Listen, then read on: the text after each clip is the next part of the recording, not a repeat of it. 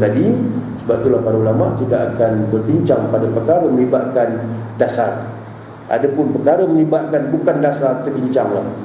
Maka Rasulullah tunjukkan kalau benda bukan dasar, apa masalah? Dan kalau benda dasar tidak akan dibincangkan, sebab dia melibatkan akidah pada Allah Subhanahu Wa Taala dan dia syariah. Maka kalau kita nak terlibat mereka, terlibat, tidak ada masalah. Tapi bila melibatkan, contoh tahun baru kita pun pakai Santa Claus, walaupun dah habis Christmas, dia nak Christmas lagi, maka dia pakai Santa Claus, maka huwa haramun. Pakaian Santa Claus tak boleh, tuan. Siapa yang pernah terbawa sekali beli baju anak-anak ke cucu-cucu, mesti ni atuk belikan Santa Claus, atau atuk jadi Santa Claus ke kan, nak main-main cucu kan. Tahun ni hentikan, tahun lepas tu cukup, terakhir. Sebab apa? Man tashabbaha biqaumin fa huwa minhum. Siapa yang tashabbuh, menyerupai orang-orang yang kufar. Tashabbuh, menyerupai ini maksudnya menyerupai pada perkara agama. Kalau menyerupai pada perkara yang bukan agama, tak masalah. Ustaz, dia pakai baju Melayu tu, baju Melayu tu wujud sebelum Islam sampai, dah pakai baju tu, baju Melayu tu. Apa masalah? Pakai baju Cina ke baju Melayu, sama sekarang tak tahu Cina ke Melayu. Habis semua dijamak kan. Butang ni butang Cina, tengkuknya tengkuk belanga Melayu, badannya badan kurta. Kurta tu lah sebenarnya doti. Doti itu India punya. Kita kata tak, ni kurta Pakistan punya, sama lah tu. India panggil doti, Pakistan panggil kurta, orang Arab panggil komis. Komis masuk baju panjang. Maka semua tu ada. Maka campur semua, tak tahu tak baju apa. Tampal-tampal pula. Tampal-tampal setahu saya cowboy punya sistem. Tampal-tampal tu dulu ada semua tampal-tampal. Tahun 80-an saya ada semua tampal kotak je. Poket dia kotak je tampal tu. Belakang tampal, depan tampal. Itu memang hebat habis tu. Dalam mana-mana pakai semua tampal depan, belakang tampal. Warna lain pula. Itu main tampal poket warna lain. Tu best sangat tu. Itu budak KL. Jadi budak KL ni biasalah pakaian tu up to date. Jadi kita lihat bagaimana kita nak ikut benda budaya, tak masalah, selagi mana budaya tadi tidak bercanggah dengan Quran Sunnah. Dia pakai apa? Budaya pakai keris, pakai bengkok-bengkok lah tu, pendek je, tak ada sarung pula. Orang Arab pakai pedang. Dah orang Arab tinggi pakai pedang boleh lah, panjang-panjang. Kita dah pendek pakai pedang panjang-panjang, jenuh menyerit. Maka pakailah pendek-pendek cukup dah, okey lah tu. Kehebatan orang Melayu ni mestinya 7 campuran. Dia hebat lagi 9 campuran. Menunjukkan orang-orang Melayu dulu ialah bangsa yang ada tamadun, yang mempunyai biji-biji yang paling banyak. Kalau dia tahu kat Kelantan ada bauksit, ada jadi 10, iaitu aluminium. Mojo tak tahu kat Kelantan ada bauksit, maka sebenarnya orang Melayu itu hebat. Semua sejarah kita telah banyak dah dicuri, tuan. Kita tengok kenapa Melayu kita ada keris 9 jenis besi. Bermaksud dia teknologi untuk menghasilkan 9 jenis besi tu. Dan bagaimana kita boleh menghasilkan meriam-meriam yang hebat. Dan meriam hebat tu kita tak pakai untuk kita je ke? Tak. Kemana kita eksporkan meriam-meriam tu? Itu kita dalam kuliah lain lah. Kuliah dalam kita melihat keagungan bangsa Melayu sebagai bangsa Jawi yang hebat, tapi telah hilang sejarahnya. Telah hilang sejarah. Termasuk kehebatan ulama di dalam bidang penulisan dah hilang sejarahnya. Sebab apa? Penjajah datang, dia kau semua benda-benda sejarah tadi. Sampai orang Melayu mengatakan kita tak ada apa, yang ada tengkolok lembek aja. Kering pula kontot, juga bengkok pula tu. Itu yang kita tahu. Sebenarnya kita ialah bangsa yang gemilang di saat Islam berada di tempat yang paling gemilang. Apa dia? Bila Rasulullah sebut akhir zaman nanti akan ada seorang raja yang terbaik, sultan yang terbaik, dan tentera yang terbaik. Dia akan membuka Konstantinopel, Rom Timur. Maka bila Rom Timur dibuka, tuan-tuan, barat jatuh sejatuh-jatuhnya. Bila lepas jatuh, dia pergi mana?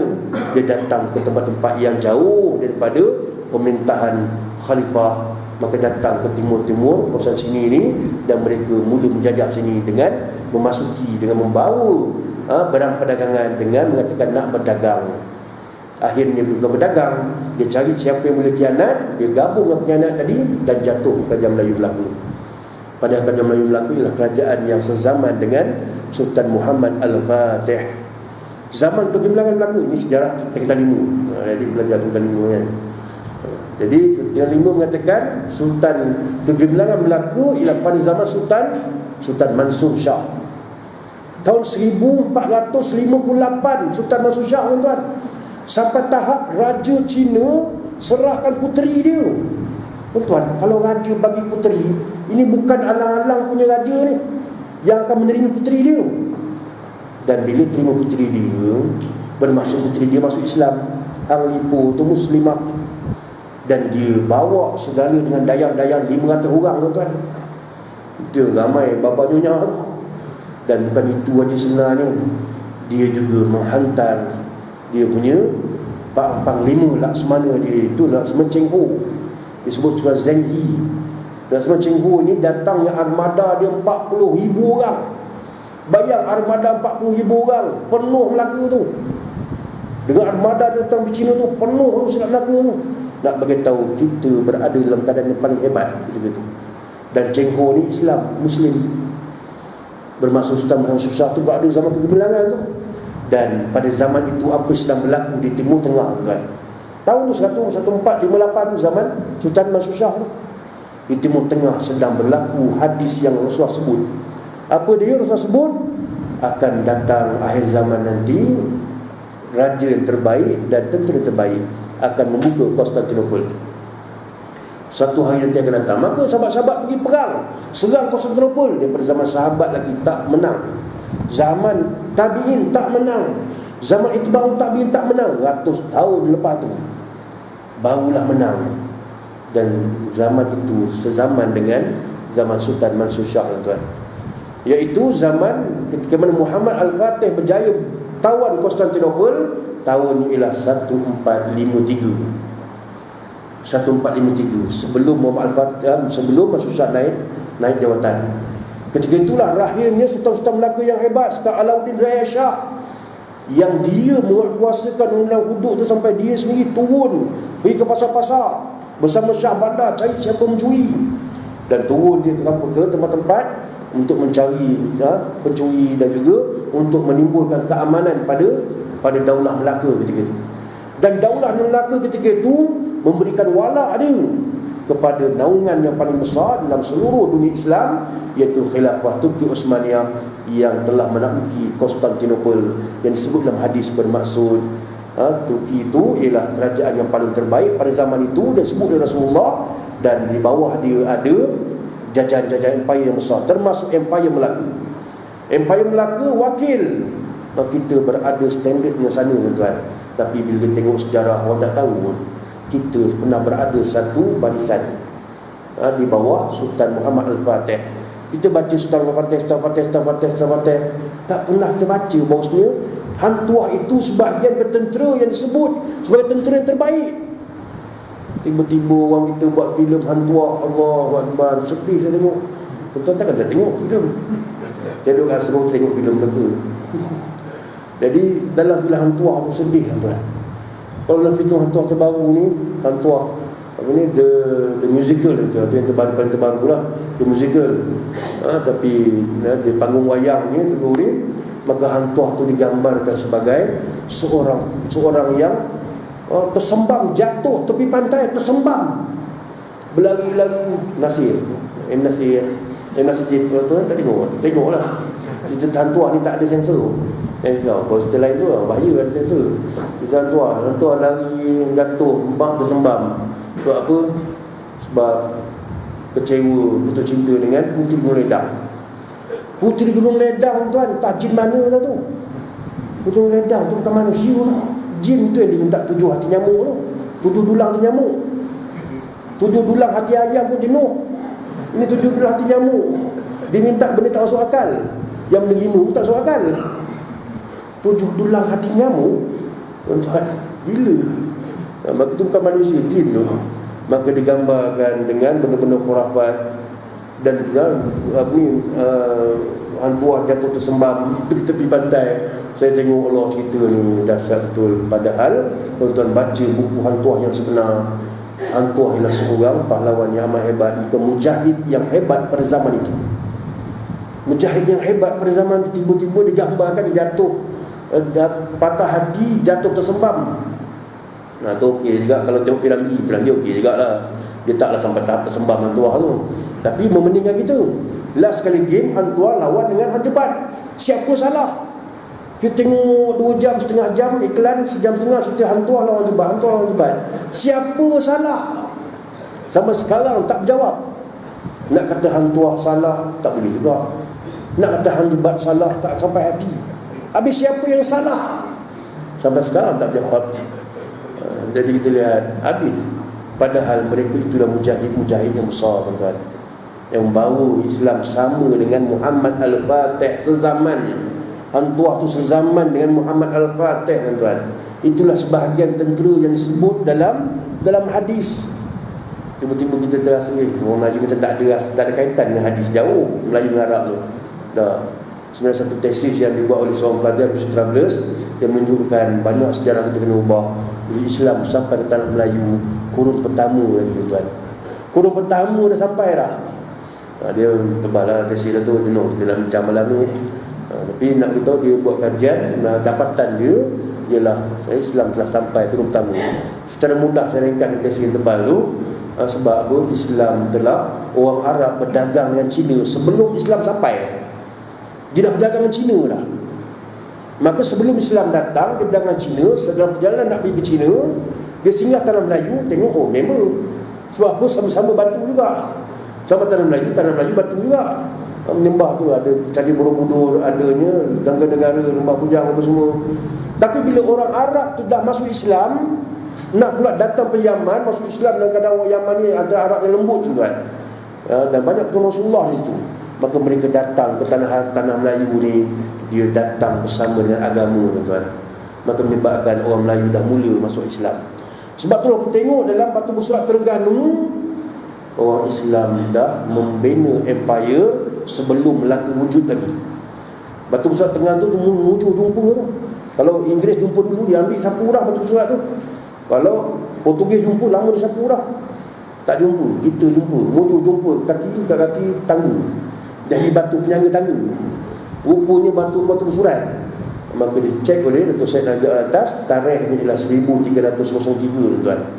Bermaksud sebelum Melaka, 100 tahun sebelum Melaka wujud, dah ada kerajaan Islam dah yang mengamalkan undang Islam, tuan.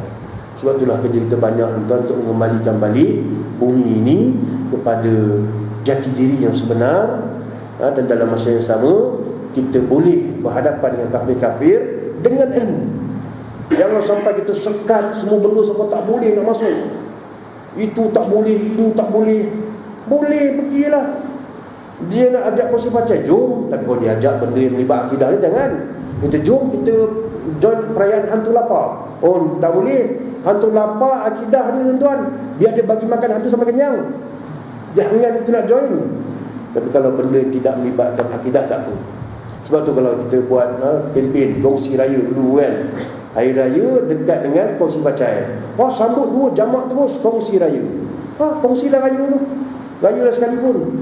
Tiba-tiba ada perayaan Depa Bali dekat dengan hari raya. Maka tu pula jamak menjadi Depa Raya. Saya habaq dekat tuan-tuan, biar Depa je raya, hampa semua jangan raya. Sebab apa? Depa Bali ni perayaan akidah, perayaan lampu. Maka tak boleh, tuan-tuan, untuk kita join. Habis macam mana ni saya YB? Hantar wakil. Kan ada banyak wakil KP. Hantar wakil KP. Kenapa kita pula kena pergi? Maka tak boleh. Lakum dinukum waliyadin. Kena habaq kat dia. Bukan sekadar babi ngarak je orang Melayu tak boleh makan. Tapi orang Islam dia bukan sekadar babi ngarak aja, agama tak boleh terlibat. Tak kira siapa dia pun, kita kena tegur. Tapi kalau sekadar dia pakai pakaian tok pekong Cina, tak apa, itu pakaian kebudayaan dia.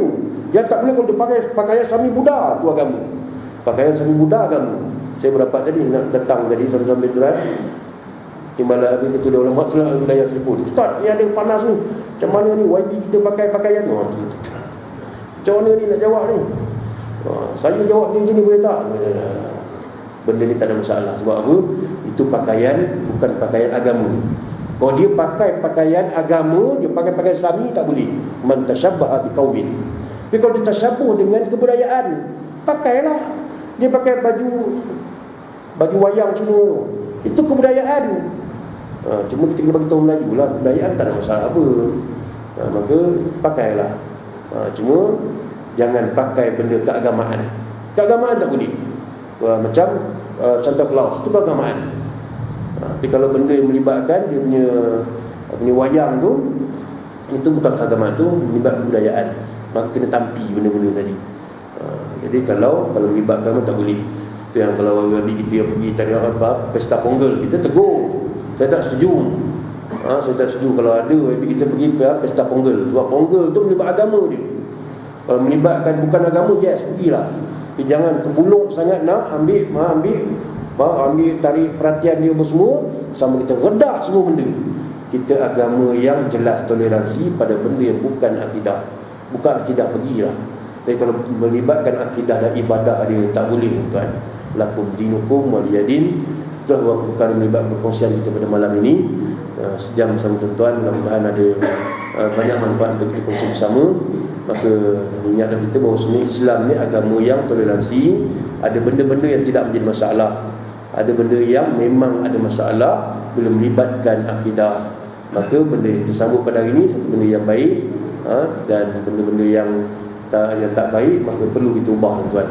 Jadi dekat luar saya bawa sekali buku-buku saya, buku yang saya tulis, saya dengan kawan-kawan saya dan saya isteri saya, untuk boleh tengoklah.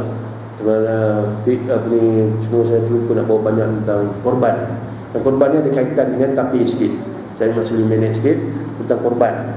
Korban ini sebenarnya harus diberikan kepada orang kafir. Pandangan daripada mana saya tak tunjukkan muka surat berapa, jilid berapa, kitab mana apa semua. Maka dalam mazhab Imam Syafi'i rahimahullah, qaul yang mu'tamad. Qaul yang mu'tamad dan al-asah bil mazhab. Yang paling tinggi sekali, al-asah masuk yang paling tinggi sekali. Mu'tamad maksud telah diputuskan oleh Imam mazhab Syafi'i sekarang ni, dan kitab Mu'tamad fi fiqh Syafi'i. Dia sedang menyiapkan 11 jilid kitab Mu'tamad fi fiqh Syafi'i. Sekarang ni baru 7 jilid dah dicetak, yang baki 4 jilid dalam proses. Jadi perbincangan mazhab Syafi'i mengatakan harus diberikan kepada orang-orang kafir dengan syarat mereka kafir zimmi. Kafir zimmi atau yang satu taraf dengan kafir zimmi harus bagi. Maka kita kena bagi, tuan-tuan, jangan tak bagi. Habis Ustaz dalam kitab Matlul Badrin, dalam kitab Sadul Mutahdin, ulama-ulama Melayu kita setakat yang saya baca semua kata haram. Ya, betul. Ulama-ulama kita Melayu kata haram. Itulah yang menunjukkan kehebatan ulama Melayu kita, sebab mereka menulis berdasarkan suasana pada masyarakat zaman mereka dengan tepat. Mereka sanggup bertembung pandangan dengan ulama Syafi'i yang asal. Ulama Syafi'i kata tak boleh bagi, dia kata boleh bagi. Tapi betul dia punya fatwa ni sebab apa? Sebab ulama Syafi'i kata tak boleh bagi pada kafir, boleh bagi pada kafir zini. Kafir harbi tak boleh, kafir zini boleh. Maka ulama kita waktu mengarang kitab, tuan-tuan, kitab Sadul Mutahdin itu 1800 kitab. Begitu juga kitab kita satu belajar, banyak kitab kita belajar ni ditulis waktu peperangan. Maka waktu perangan itu kafir yang datang menjajah itu ialah kafir harbi. Maka tak boleh bagi daging korban, yang boleh bagi kapak daging korban tu boleh bagi. Maka betullah ijtihad ulama Melayu mengatakan tak boleh bagi pada kafir. Cuma dalam kepala dia, dalam zaman dia menulis, kafir itu ialah Inggeris yang datang menjajah. Ustaz, Inggeris baik, Ustaz? Baik pun. Maka itulah dia Taliban Inggeris, kalau siapa kata baik. Maka Inggeris penjajah, bukan? Maka ulama kita menentang penjajah ni, yang menentang dengan laluan-laluan keras-keras, yang menentang dengan penulisan tetap juga menentang. Maka penulisan mereka pun fatwakan haram bagi makan daging korban atau akikah kepada orang kafir. Dalam kepala mereka kafir tadi ialah Inggeris. Tapi zaman sekarang kafir itu ialah Cina, India, Sikh, apa semua. Maka mereka ni bukan kafir harbi lagi dah. Mereka tu kafir mu'ahid. Mu'ahid itu kafir yang telah membuat janji setia dengan umat Islam. Itu yang pelbagai pasal 11 apa semua tu. Maka itulah janji setia kita. Maka mereka bukan kafir harbi. Bila bukan kafir harbi, kembali balik sistem Syafi'i yang asal harus. Maka kitab ulama Melayu itu betul sistem penulisannya, cuma dia mati sampai tahap 1957. Tapi satu hari nanti kalau berlaku 13 Mei kali kedua, berlaku benda-benda melibatkan muncul balik kafir harbi tadi, ya, time tu tak boleh bagi daging korban, bagi kapak korban saja. Tapi sekarang ni bagi daging korban, tuan. Benda yang berkat itulah kita kena bagi pada dia. Sebab apa? Ulama Syafi'i suruh bagi, sebab itulah dia asbab hidayah. Nak ketuk asbab hidayah. Kita benda berkat yang tak nak bagi. Sepatutnya nak ubah manusia, bagilah benda berkat. Daging korban tak sama dengan daging kilo-kilo kat kedai tu. Yang korban tu dia ada satu nilai yang betul hebat. Maka berikan daging tadi kepada yang kafir tadi. Cuma agak-agak lah, kalau sembelih seekor je, yang muslim pun makan cicah-cicah macam tu, dia nak bagi pada kafir, tak payah lah. Sebab tu mazhab Syafi'i kata sudah muakkad yang hampir wajib, tuan. Kalau semua satu rumah satu bahagian, tak kebanyak, bila banyak boleh bagi pada kafir. Bila bagi pada kafir, itulah asbab hidayah. Cuma orang kita ni bila melibatkan orang kafir, tak nak bagi. Kena bagi, tuan-tuan. Kadang balik pada Mekah, bawa air Zam-Zam pergi pejabat, bawa teko kecil, cawan pun kecil. Kawan-kawan Cina tengok air, ingatkan kami je minum cawan kecil, dia pun cawan kecil juga. Cuma bila minum tu menimbulkan keheranan dia. Minum sikit je, yang minum tu semua nak minum. Yang dia tahu dia kata rasuah, minum juga. Ini semayang Jumat tak semayang, ikut dia pergi makan, minum juga. Yang tak puasa, orang puasa tak puasa, minum juga. Dia pun heran, apa rasa Zam-Zam tu? Tak pernah kita bagi pada dia. Dia tengok berjauh, bagi tasbih, tobat tak nak tasbih tu. Bagi kopiah lagi, melompat dia tak nak kopiah tu. Dia kalau bagi Zam-Zam, dia masuk ke cawan dia. Test Zam-Zam ni, test lah. Dia bunuh. Jangan takut tak mabuk, confirm orang Islam tak minum benda mabuk. Dia pun minum. Not so bad. Nak lagi bagilah satu tong dia, tuan, supaya ada